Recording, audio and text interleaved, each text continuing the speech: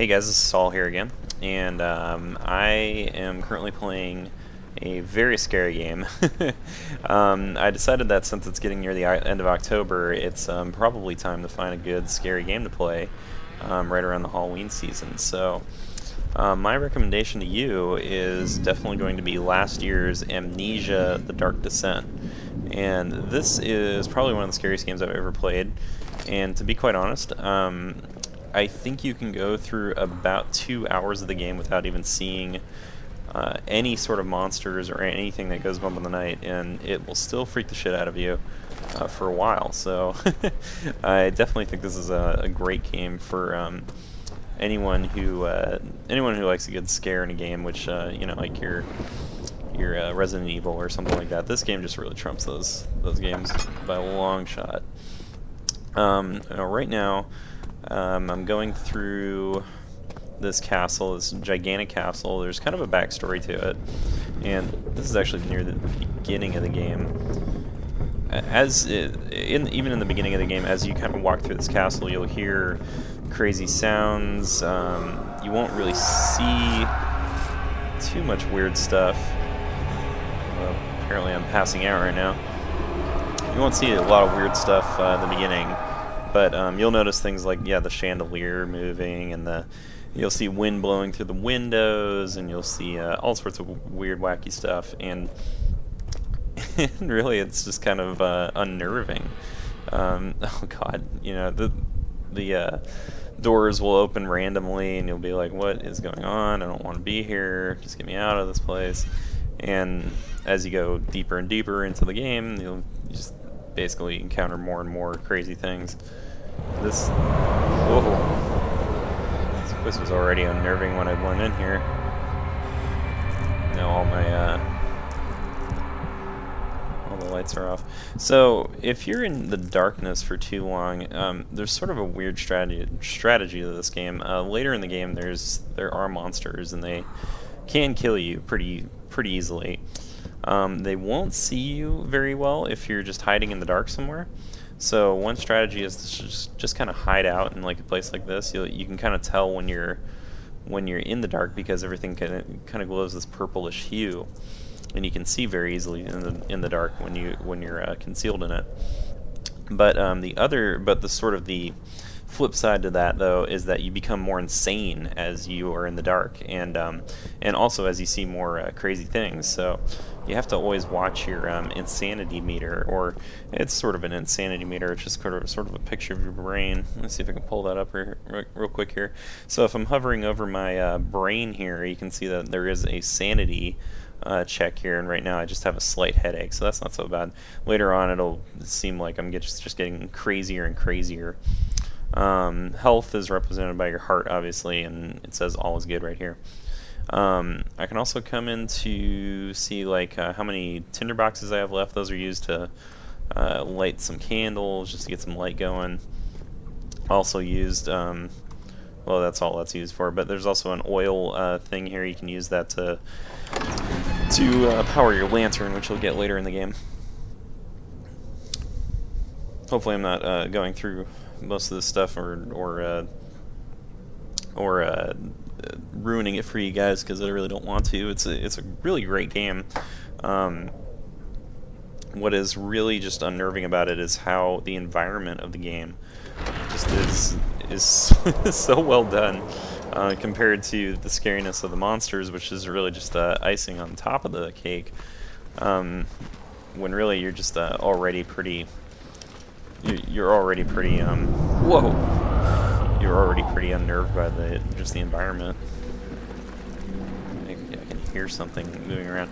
Just playing through the game already, I kind of know that I'm not in really too much danger at the moment, but just like things crawling around. What the heck? I've already played through this part and it's still like scary. I think it's a little too dark in here. There's some tinder boxes. I'm a scaredy cat, but I like it though. I kind of like the feeling I get when I get scared. I kind of like scary movies for that reason. You can see I get all wonky when I'm in the dark for too long. This guy's kind of like I mean, I get that feeling too when I've been in the dark for a long time, in real life. But really, I mean, I'm going insane from it. Now, all this wind in a place that shouldn't be windy, that is kind of crazy. So the lantern actually is sort of your ticket to shedding some light on the situation, as it were.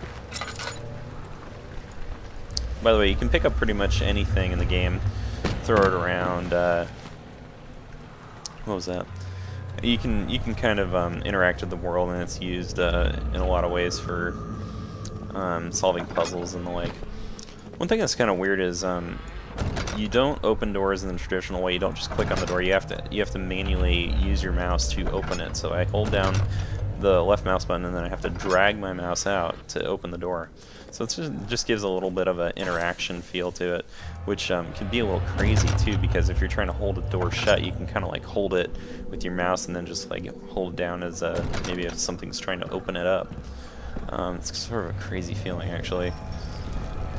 Really where the designers did some real good stuff in this game. I'm just going to use the tinderbox to show you guys. So it does create this little, it does make this little candle light up, and so I have a little bit of light around here.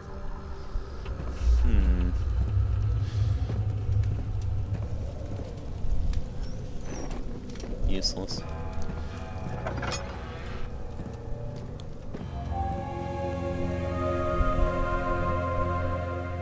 19th of August, 1839. I wish I could ask how much you remember. I don't know if there will be anything left after I consume this drink. Don't be afraid, Daniel. I can't tell you why, but know this. I choose to forget. Try to find comfort and strength in that fact. There is a purpose. You are my final effort to put things right. God willing, the name Alexander of Brandenburg still invokes bitter anger in you. If not, this will sound horrible. Go to the inner sanctum, find Alexander, and kill him. His body is old and weak, and yours, young and strong. He will be no match for you. One last thing. I thought this was going to be a quick note. The shadow is following you. It's a living nightmare, breaking down reality. I have tried everything, and there is no way to fight back. You need to escape it as long as you can. Redeem us both, Daniel. Descend into the darkness where Alexander waits and murder him. Murder. Your former self, Daniel. So, this game does have a story to it. It's a little bit hard to follow in the traditional sense because it doesn't have a very linear structure. And in a way, I mean, following the game's title, you're an amnesiac, so you're kind of trying to piece together the story that you've already learned. And so in a lot of ways, it's got sort of a fun, like Memento style to it.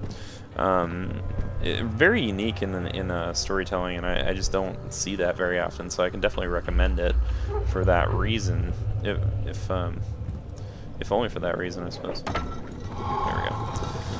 Didn't pull it down enough the first time.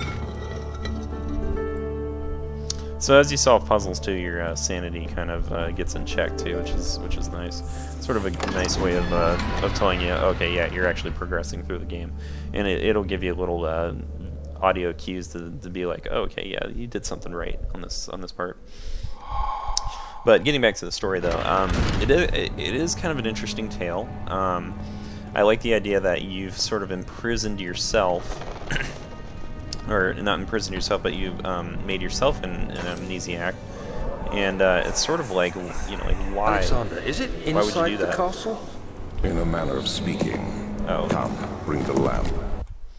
Oh, unfortunately I can't stop it. Have you not? I don't believe I have. Is it connected to the... what did you call it? The inner sanctum. My most precious chamber, Daniel. And it lies well beyond the refinery. In fact, it lies beneath the very stone of Brandenburg.